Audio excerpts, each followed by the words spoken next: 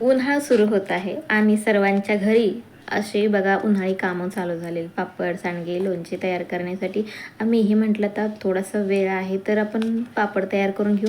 पण तेवढा वेळ नव्हता की डाळी आणून दळून मळण्यासारखा एवढा वेळ नव्हता. मी म्हटलं तर रेडीमेड पिठानं वाणी तयार करून बघावं, तर मैत्रिणींना पण शेअर करावं म्हणून मी व्हिडिओ तयार केलेला आहे. आणि एक व्हिडिओ बनवण्यासाठी माझ्याकडे स्टँड नसल्यामुळे व्हिडिओची अशी हालत झालेली आहे, ते समजून घ्या थोडंसं.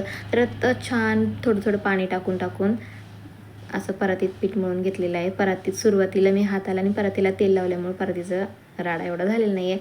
त्याच पॅकेटमध्ये तो गोळा आपल्याला भिजायला ठेवायचा आहे. हे बघा, तर आता बाकीची कामावरून घेते. आपला आता गोळा इथे भिजलेला आहे बघा. भिजलेला कसा दाखवते मी. छान गोळा भिजलेला आहे. तर हा थोडासा नॉर्मली परातीला तेल लावायचं आहे. तेलही जास्त वापरायचं नाही, जेणेकरून वाळवण्याचा पदार्थ असल्यामुळे खूप वास येतो तेलाचा नंतर. तर हे अशा प्रकारे टेचायला माझ्याकडे खलबत्ता आणि ठोंबा होता, पण पाटावर वंटा नसल्यामुळे मी काय केलं, हातानेच असं लांबून तो गोळा व्यवस्थित असा सलाम करून घेतलेला आहे. आणि राहिलेला गोळा मला थोडेसेच, आता मी जेवढे होणार आहेत एकटीच लाटणार आहे, त्यामुळे जेवढे पापड लाटायचे होतील तेवढेच मी गोळा घेतलेला आहे. बाकीचा गोळा मी त्या पॅकेटमध्ये परत ठेवून दिलेला आहे. अशा प्रकारे बघा मी खूप असं छान मळून पीठ घेतलेलं आहे. थोडंसं आपटून चपटून बघा, पोळ्यांना जसे आपण कणिक आपटतो त्याप्रमाणे कणिक व्यवस्थित करून घेतलेलं आहे.